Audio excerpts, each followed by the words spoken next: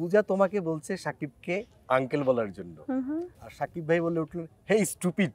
এখন টিকটক থেকে artist selection হয়, টিকটক থেকে মানুষ নাটক করছে, টিকটক থেকে মানুষ আইটেম সং করছে। শাবনূরের কোন কোন ফিচার্স তোমার সাথে মিল আছে? সাবধানে উঠে বলতো না আপা আপনার সাথে চোখ বেশি মিল, কারণ আমার মার চোখ এরকম বড় বড় ছিল। টিকটক বা রিলস থেকে অভিনয়ে আসা উচিত?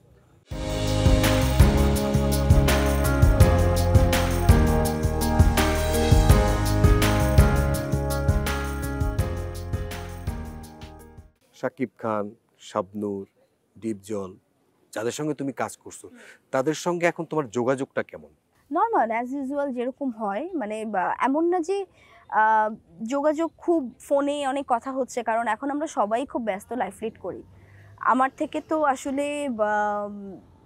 যাদের নাম বললে তারা অবশ্যই অনেক বেশি ব্যস্ত, আমি বিশ্বাস করি।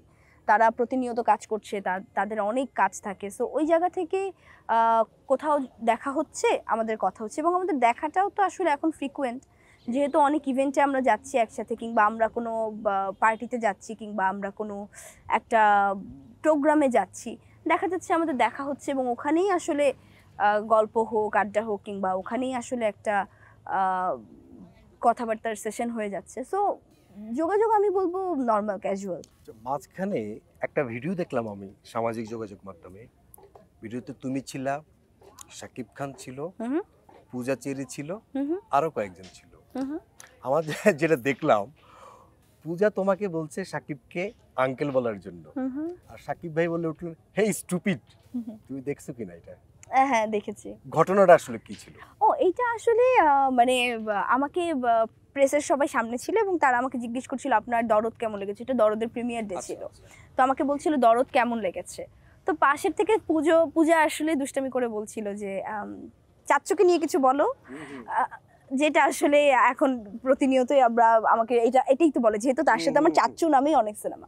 সো এই কথাটাই ও বলেছে। আর তখন আসলে আমাদের কিং খাং একটু দুষ্টামি করেই বলেছে যে এই স্টুপিড, কিংবা যেটাই বলুক না কেন।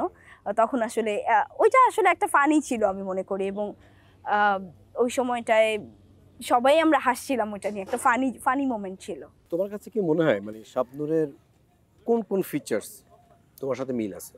শাবনূর আন্টি তো আমাকে মেয়ে ডাকে এখনো। যেমন আমি শাবনূর আন্টির সাথে কয়দিন আগে কথা বলছিলাম, শাবনূর আন্টি আমাকে, আমি বলছিলাম যে তোমার সাথে কি আর সিনেমা করবো না, তো আমাকে শাবনূর আন্টি বলছে আরে তোর সাথে তো কেন করবো না, অবশ্যই ছোটবেলায় করে আসছি, এখন কেন করবো না। তা বললাম যে তাহলে চলো একটা সিনেমা করি আমরা একসাথে, আমাদের আবার একসাথে করা উচিত। বলতেছে শোন তোরা এখন নায়িকা হয়ে গেছিস, আমার তো আর নায়িকার বয়স নাই, আমি এখন মা হব, কিন্তু আমি কিন্তু তোর মা ছাড়া কারো মা হব না। আমি কেন? বলে না আমার মেয়ে এরকমই, আমার মেয়ে তুই আমার মেয়ে, তোকেই মেয়ে মানি, আর কাউকে মানি না। তো এরকম আমরা প্রায়ই বলি, এবং সে আমাকে আসলেই মেয়ে মানে। তো আমি বলবো যে যদি সত্যি সত্যি আমাকে বলা হয় শাবনূর আন্টির সাথে আমার কি মিল, কিংবা কোন দিক থেকে মিল, আমি কখনোই জানি না যে তার মতো আমি হতে পারবো কিনা, কিংবা তার সাথে আমার মিল আছে কিনা। বাট একটা জিনিস আমি, আমার মাও প্রায় বলতো, এবং শাবনূর আন্টি নিজেও খুব বলতো, আমার মা যেই জিনিসটা প্রায় বলতো যে শাবনূর তোমার আর দিঘির চোখ আমার অনেক একরকম লাগে তোমাদের। এবং আমার শাবনূর আন্টি উঠে বলতো না আপা আপনার সাথে চোখ বেশি মিল, কারণ আমার মার চোখ এরকম বড় বড় ছিল। তো শাবনূর আন্টি এভাবে বলতো যে না আপা আপনার সাথে মিল, তো এই জন্য মনে হয় দিঘির সাথে মিল, কারণ আপনার চোখ দিঘির চোখ একরকম। তো শাবনূর আন্টির চোখও অনেক বড়, আমাদের তিনজনের চোখই একরকম ছিল এই সময়। তোমার চোখের দেখেই কি তোমার নাম রাখছে দিঘি? যেমন আমি যেরকম ইন্ট্রোতে বললাম একদম টলটলে দিঘি।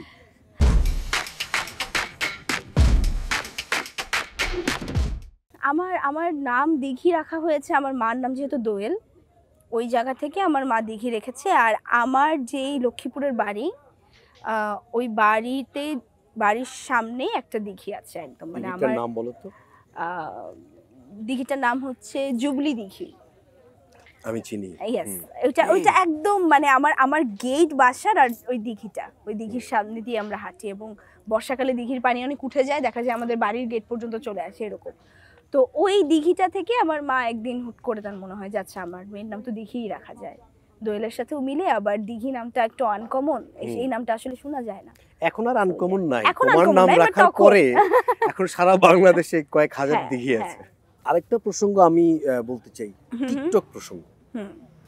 তোমাকে আমরা একটা সময়ে এত বেশি টিকটকে পেয়েছি, হ্যাঁ, তুমি তোমার মামা মিলে এবং আমি এটাও জানি টিকটক করার জন্য তুমি প্রচুর বকাও খাইছো।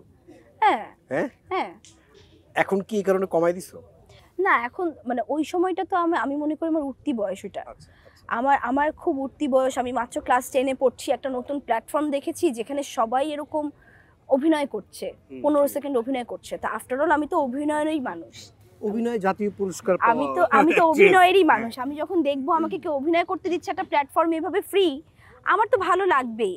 আমার মনে হয়েছে যে আচ্ছা আমার প্রিয় অভিনেত্রী কারিনা কাপুর, আমি কারিনা কাপুরের একটা গানে একটু লিপসিং করি তো দেখি তো হয় কিনা। আমি মনে করেছি আমার প্রিয় অভিনেত্রী শাবনূর আন্টি, আমি শাবনূর আন্টির একটা ডায়লগ বলি দেখি হয় কিনা, কিংবা আমি মাধুরী দীক্ষিতের একটা ডায়লগ বলি দেখি হয় কিনা। এইটা জাস্ট ওই সময় একটা মানে হঠাৎ ভালো লাগা, বয়সের একটা ব্যাপার। একদমই। এবং টিকটকটা তো প্ল্যাটফর্মটা তো এখনো যথেষ্ট জনপ্রিয় একটা প্ল্যাটফর্ম। এখন টিকটক থেকে আর্টিস্ট সিলেকশন হয়, টিকটক থেকে মানুষ নাটক করছে, টিকটক থেকে মানুষ আইটেম সং করছে, টিকটক থেকে মানুষ অনেক কিছু করছে। ওখান থেকে এখন ওটা একটা এখন অনেক বড় প্ল্যাটফর্ম হয়ে গেছে। ওটা এখন মানে আমি বলবো ছোটখাটো একটা অডিশন সেন্টার এটা। এটা নিয়ে আমি তোমাকে দুইটা প্রশ্ন করি। হ্যাঁ। এক, তুমি কি মনে করো কিনা টিকটক বা রিলস থেকে অভিনয়ে আনা উচিত ডিরেক্টরদের? আমি মনে করি যদি আমাকে এই জায়গাগুলো থেকে সিলেকশন করতে হয়, আমি একটু আলাদা, আমি যদি ডিরেক্টর হই, আমি ওই অভিনেত্রীকে আলাদা আমার মতো, অভিনেতা অভিনেত্রী যে কোনো একজনকে আমি আমার মতো করে একটু গ্রুমিং করিয়ে নিব। হয়তোবা তারা জানে 15 সেকেন্ড ফোনের সামনে কিভাবে অভিনয় করতে হয়, তারা কিন্তু জানে না যে আসলে 3 ঘন্টা 3 ঘন্টা, কিভাবে ধরে রাখতে হয় শুধু দর্শক। 3 ঘন্টা না, আমি বলবো যে আমরা যে সেই সকাল 6টা থেকে রাত 12টা পর্যন্ত শুটিং করছি, এইটার পরিশ্রমটা তারা হয়তোবা জানে না। এই বড় ক্যামেরার সামনে দাঁড়িয়ে এক নাগারে ডায়লগ বলে যাওয়া, সিচুয়েশন বুঝা, ঘামছি, শীত লাগছে, কিছুই গায়ে লাগছে না। তাদের এটা সো ওরা এই ফিল করতে পারে না। জিনিসটার গ্রুমিং অন্তত দরকার, যে আসলে শুটিংটা কি, একটা প্ল্যাটফর্মে এসে কাজ করাটা কি, বড় পর্দা ছোট পর্দা যেটাই হোক ওটা কি। আমি বলবো এই জিনিসগুলো যদি একবার কেউ শিখে ফেলতে পারে তখন সে ইজিলি অভিনয় করতে পারবে। আরেকটা যেটা প্রশ্ন, আসলে এটা প্রশ্ন না, সেটা হচ্ছে যে তোমার সঙ্গে কিন্তু তোমার মামা জনপ্রিয় হয়ে গেছে অনেক বেশি। ইদানিং অবশ্য তার সম্পর্কে অনেক কথা শোনা যায়, আমি সত্য মিথ্যা জানি না, তোমার কানে গেছে কিনা এসব? না আসলে কি শোনা যে আমি জানি না, মানে ছবি যে তার বেশ আনাগোনা আনাগোনা প্রভাব, অনেক নায়িকার সঙ্গে তার আলাদা করে, এখন তোমার সঙ্গে না করে অন্যদের সঙ্গে করে।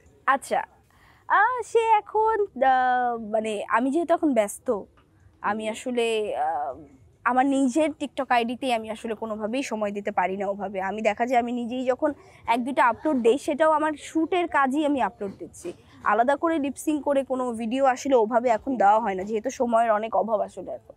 সো সে তার মতো লাইফ লিড করছে এখন, আমি আমার মতো। After all we are a very different person. দিন শেষে আমরা যে যার বাসায় যে যার কাজেই ফেরত যাই। সো এটা তার লাইফ আমি মনে করি।